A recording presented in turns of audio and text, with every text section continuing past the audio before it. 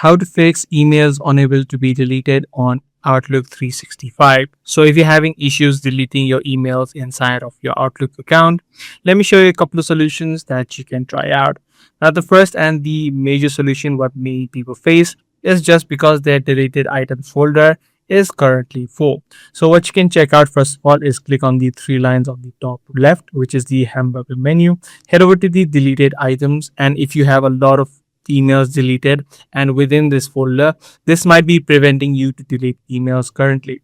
So what you can do is select a couple of emails and try removing them within the deleted items list. Make sure you just click on the delete option and try removing all of these emails. If you don't need them, you can try removing all of them at once by clicking on this option on the top. So this will select all of the emails that are inside of the deleted items folder, and then just click on the empty folder option.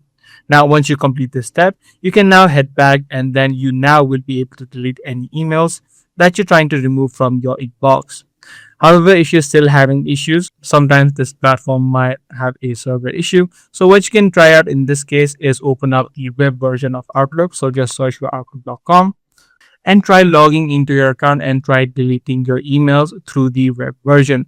So by following these few steps, you should be able to fix the emails not deleting on Outlook. I do hope this kind of video was helpful to you. If it was, be sure to subscribe. That's going to be all for today. I'm going to see you in the next video.